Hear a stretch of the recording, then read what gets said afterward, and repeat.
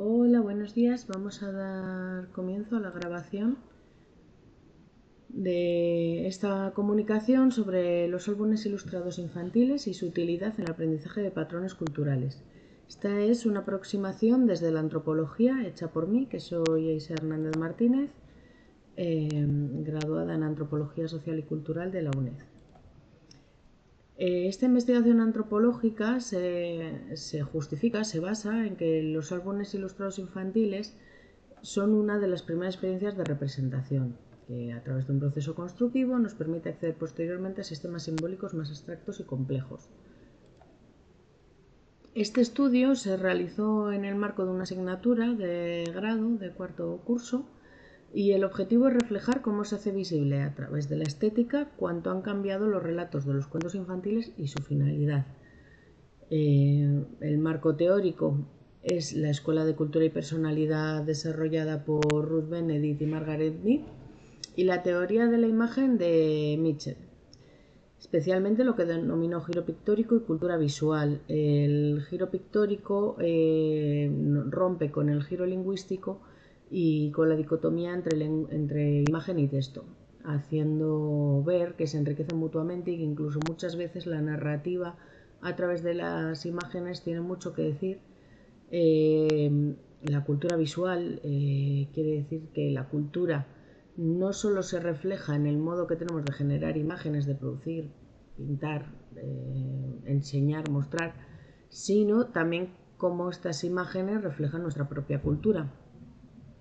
Y la postura mía, de la autora, es que el acompañamiento educativo de la infancia realmente puede mejorar el mundo, entendido como la necesidad de adquirir una forma de relaciones humanas más cooperativas, integradoras y empáticas. Este interés nace en mí, podría decirse que desde siempre, gracias a la educación recibida en casa, pero aumenta y se materializa a raíz de tener mis propios hijos e involucrarme, lógicamente, en su educación. Bueno, una brevísima, porque además el tiempo está limitado, pincelada de la historia, de lo que de dónde derivan hoy en día los álbumes ilustrados. Es que, bueno, a lo largo de la historia se ve la importancia que tienen las imágenes y la ilustración de textos escritos como agentes de endoculturación infantil. Esto es lo que hablábamos del giro pictórico ya definido por Mitchell, pero que ya se intuía, se veía o incluso se proponía con anterioridad con otros planteamientos teóricos, adquiriendo progresivamente relevancia. Ya en 1658 publica con fines didácticos Johannes Amos Comenius su Orbis en Solum Pictus, reivindicando la conveniencia de la ilustración para fijar ideas en la mente de los niños. Él lo que viene a decir es que si algo se puede ofrecer a través de más de un sentido, se haga, porque a través de los sentidos, a través de la emoción, es como se fija la memoria. Y entonces, si queremos enseñar, será mejor que lo hagamos texto, imagen, sonido, etcétera, como podamos. Sin embargo, no es hasta principios del siglo XX que se establece la unión entre cuentos e imágenes y surgen las primeras narraciones escritas con ediciones preciosistas que pueden considerarse destinadas a un público infantil concretamente. No quiere decir que no existieran los cuentos con imágenes, sino que la concreción hacia un público infantil hasta ese momento apenas se daba. Los cuentos eran para adultos, para toda la familia, o simplemente no había una distinción de edades. La intención primigenia de los cuentos, ya sea transmitidos mediante cultura oral, mediante texto, como sea, es transmitir conocimientos, seleccionar sobre peligros, instruir en buenos hábitos y formas de relacionarse. A veces podemos pensar que los cuentos, a lo mejor este cuento le da miedo porque pasa esto, porque cómo va a pensar un chiquillo en esta cosa. Bueno, los niños ya tienen miedos, no necesitan los cuentos para desarrollar sus propios miedos. Y estos cuentos, aunque tienen estos propósitos, también cumplen con otro, que es el decir, a pesar de esto vas a salir de aquí, todo va a estar bien al final, aunque sufras, la historia sigue, nunca mejor dicho, y hay un camino que recorrer. Bueno, Estas imágenes que tenemos en la diapositiva, la primera es del Orbi Sensualium Pictus de Ioannis Comenius, y la segunda es del cuento de Pulgarcito. Es un grabado de Gustave Doré que bueno, es famosísimo, y bueno, en él se ve explícitamente cómo cómo quiere asesinar cómo asesina a las hijas del ogro pensando que son los 7 hermanos. Bueno, cuentos y cultura. Esto ya nos vamos otra vez a la parte de la antropología. Lo primero, la cultura, ¿qué es? La definición de cultura que se ha tomado para este trabajo y que es la que actualmente se aprende en el grado de la UNED, es que la cultura es una descripción hecha por alguien del conjunto de reglas con cuyo uso las personas dan forma a su acción social. Esto es del profesor Ángel Díaz de Rada.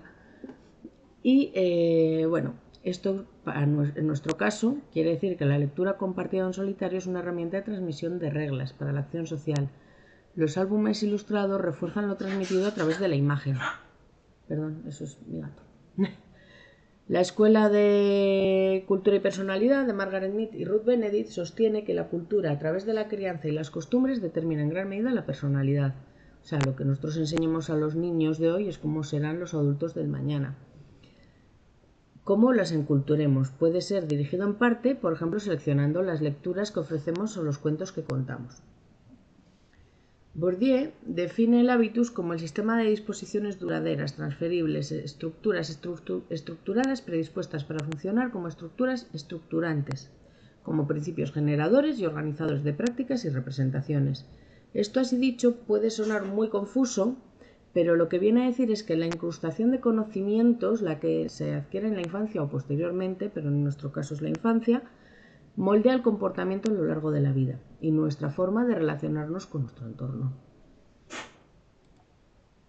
Las nuevas formas de los cuentos y las ilustraciones, en cuanto a lo que hablamos de la cultura visual propuesta por Mitchell, aquí tenemos dos imágenes como ejemplo. Tenemos el cuento, una versión clásica, una imagen clásica del cuento de Cenicienta y una imagen moderna, muy actual. Vale, en la primera vemos que Cenicienta pues puede parecer ansiosa, desvalida, un sujeto pasivo en busca de una ayuda externa para salir de su situación. Sin embargo, lo que nos dice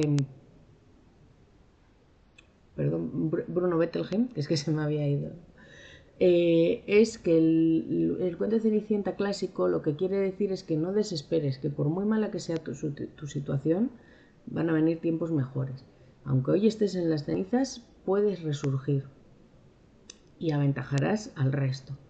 Además, la imagen de que la hada madrina salga del hogar es precisamente una imagen de amor maternal, es lo que busca transmitir, ¿no? Sabemos que Cenicienta es huérfana de madre. Y aquí está esa especie de complicidad madre-hija que, pues, que tanto ayuda en esta vida, ¿no? En cambio, en la imagen que tenemos al lado, la moderna, que es de la Cenicienta que no quería comer perdices, nuestra protagonista es víctima de violencia de género por parte del príncipe, que es obligada a llevar unos zapatos de cristal dolorosísimos.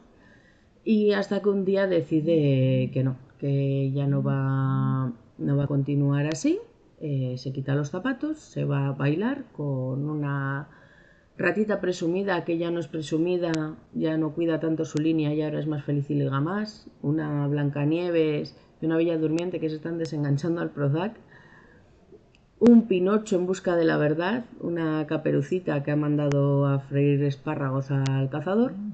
Y tenemos la figura de la hada madrina, en este caso, como una figura claramente feminista, con las flores violetas en el pelo, aparece, aunque en esta imagen no se aprecia, aparece sin depilar, alegre, feliz de la vida, apoyando, abrazando, como se ve en esta imagen que transmite sororidad femenina a la Cenicienta. Por lo que vemos que un poco al final se reducen a lo mismo, a esa sororidad entre mujeres que se apoyan para salir adelante. a pesar de parecer cuentos tan sumamente diferentes. Por otro lado, no solamente tenemos una revisión de los cuentos, también tenemos una revisión de los autores en muchos casos. La versión de la COM de La Sirenita se erige como una reivindicación de la transexualidad, sirviéndose del cuento original. No cambia su significado, sino que lo pone en relieve. Para mí, para la COM, es la historia de alguien que quiere cambiar de condición, de alguien que elige el dolor y perder la voz para convertirse en mujer. Se revisa al autor porque se sabe que Andersen era homosexual y a través de un estudio epistolar de las cartas que mantenía con su amante, el autor vio de manera explícita el dolor porque su amante se casase con una mujer, que era lo que tenía que hacer, y cómo él hubiera deseado poder ser mujer para poder casarse, porque en esos tiempos, claro, no era impensable un matrimonio homosexual, era casi más fácil imaginarte que podía ser otra cosa. Como hemos dicho, creo que los cuentos pueden ser una manera de educar a las infancias hacia una forma de ser mucho más relacionada con el entorno, mucho más respetuosa, mucho más cooperante. Y voy a poner algunos ejemplos de una problemática y cómo los cuentos pueden ser una solución. Por ejemplo, derechos LGTBIQ+, que se eduque en la diversidad sexual y que las niñas trans adquieran ciertos derechos no gusta entre ciertos sectores. No estoy descubriendo nada. Y son cuentos como estos los que pueden hacer callar ese ruido que les dice que su forma de existir está mal. Voy a poner 4 ejemplos concretos de cuentos en cada diapositiva, pero por hacerlo todo muy rapidito. La peluca de Luca es un cuento en el que, pues eso, es un chico que tiene atributos femeninos, que al principio sufre bullying, pero bueno, al final se resuelve de manera feliz, como venimos diciendo que en general es la tónica de los cuentos. Ahora me llamo Luisa, es la historia de 2 amigos, un niño y un osito. El oso se llama Luis, el niño Martín, pero un buen día Luis le dice a Martín que la razón de su tristeza es que sabe que él no es Luis, que es Luisa. Y bueno, y trata con total naturalidad, de hecho vuelven a hacer las mismas cosas exactamente cuando era Luis que cuando es Luisa. Con Tango son 3, está basada en hechos reales y es una manera muy bonita de mostrar la diversidad familiar. Sucedió en el Zoo de Central Park de Nueva York, que 2 pingüinos machos se hicieron pareja, se comportaban como pareja, pero lógicamente no podían tener crías porque no podían poner huevos. Entonces el cuidador, que ve lo que pasa y encuentra un huevo que está descuidado, se lo pone a ellos, lo empollan y nace Tango. Por eso con Tango son 3. Y el cocodrilo, al que no le gustaba el agua, va de un cocodrilo que sus hermanos disfrutan con el agua y él no. Y lo intenta, pero no es capaz de que le guste el agua. No hay manera. Hasta que se dan cuenta de que él es un dragón. Y el huevo se había equivocado, se había intercambiado de nido. Sobre igualdad de género. A pesar de los muchos avances feministas, estamos lejos de alcanzar una igualdad real en el reparto de las tareas del hogar a la que hay que sumarle la carga mental, la crianza y, en definitiva, los roles de género socialmente asignados al nacer. Aquí tenemos la historia de los bonobos con gafas, es uno de mis favoritos, en el que los bonobos viven felizmente mientras las bonobas trabajan, se van de viaje, aprenden inglés, se compran gafas de sol, no quieren enseñar a las bonobas y no quieren dejarles sus gafas de sol, hasta que un día las bonobas se hartan, hacen una comunidad femenina con sus crías, la que todas cooperan y son felicísimas tocando música y no les falta de nada, mientras los bonobos se las ven y se las desean porque no saben ni escarbar una raya. Daniela Pirata, que habla de una mujer que quiere ser pirata y los demás están muy en contra de esa idea porque es una chica y demuestra cómo no importa el género, sino que importa la valía para ejercer una profesión, por así decirlo. Barbabuela es también del hematocrítico, su última obra publicada antes de fallecer. Y en ella habla también de, esa abuelita que está ahí en el barco haciendo ganchillo y tal, como en realidad es que ella fue pirata en otra vida, por eso quiere seguir en el barco. En otra vida no, perdón. cuando era más joven. Y bueno, pues eso demuestra cómo el género no tiene nada que ver con lo que puede uno hacer. Vivan las uñas de colores habla de los atributos que se establecen en torno a si naces biológicamente mujer o hombre y cómo carecen realmente de sentido. Vale, sobre las distintas capacidades. En realidad contamos con muchos libros que tratan la integración de la diferencia y pueden servir para hablar de cualquier tipo de discriminación, o mejor, de aceptación, seamos positivos. El cazo de Lorenzo, que es quizá el más famoso, es un niño atado a un cazo que no puede librarse de él, el cazo le molesta, le impide hacer ciertas cosas que los demás niños pueden hacer con normalidad, pero bueno, al final solamente le queda aceptar su cazo y que los demás lo acepten. Super Sorda no es un álbum ilustrado, en realidad es un cómic, es una novela gráfica, pero bueno, he considerado que merece estar aquí también. Hablar no se me da bien, que es de una niña autista que no sabe comunicarse bien o no es capaz de comunicarse bien, pero en cambio su hermano sí, y de la relación que les une. Y por 4 esquinitas de nada, que bueno, es de Cuadrado, que todos sus amigos, sus compañeros de clase son redondos, entran por una puerta redonda por la cual Cuadrado no puede entrar. Primero hablan de cortarle las esquinas a Cuadrado, de que intente entrar de una manera, que intente entrar de la otra, y al final se decide que el problema no era Cuadrado, sino que era la puerta. Racismo. Lamentablemente las actitudes cambian de forma, pero no desaparecen. Si antes se justificaban bajo el concepto de raza, ahora es más habitual que se haga en relación con la cultura, pero con el mismo objetivo de discriminar al diferente, especialmente para justificar su pérdida de derechos. Eso tan manido, ¿no? Es que no saben comportarse, es que sus costumbres, es que ellos hacen esto que es raro, es que esto no lo tienen que hacer aquí, que vengan y que hagan lo que hacen los demás. En fin, bueno, aquí tenemos Elmer, también famosísimo, de como un elefante que es diferente, él es de colores mientras todos los demás son grises, intenta ser gris pero no es capaz porque bueno, es que es de colores. Mezclados es un cuento de unos puntitos de colores, están los rojos, los amarillos y los azules, y viven juntos pero separados, no se mezclan. Hasta que un día se enfrentan porque unos quieren ser mejor que los otros o pretenden serlo y crean 3 villas diferentes, viven un tiempo separados, llevándose mal, odiándose, hasta que, bueno, una amarilla y un azul se conocen, tienen un hijo verde, se dan cuenta de lo maravilloso que es la diversidad y ya empiezan todos a vivir juntos.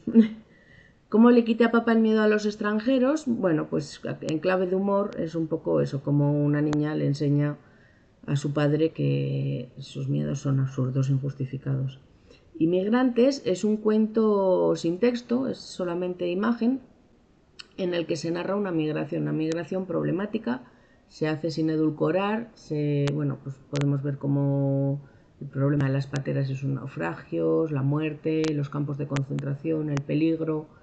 Es muy bonito y es una buena manera de explicar sin tapujos cómo es una migración, que a veces romantizarlas crea luego esa problemática de vienen porque quieren, porque les apetece, y cuando no es así.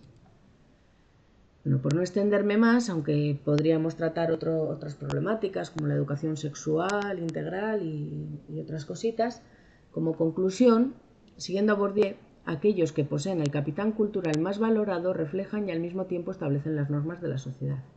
Tienen la capacidad de imponer una visión del mundo que se da por sentada, por lo que modelar la visión de quienes establecerán los futuros discursos, en términos de Foucault, modela el mundo en sí mismo. Esta es la importancia que yo creo que radica aquí.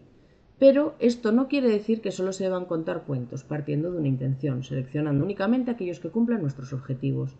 Hay que leer también cuentos absurdos, sin sentido, y bueno, no creo que aquí no hace falta que os convenzca de ello. Así que muchas gracias, os dejo mi correo y cualquier cosa, bibliografía o lo que queráis, estoy a vuestra disposición. Un saludo.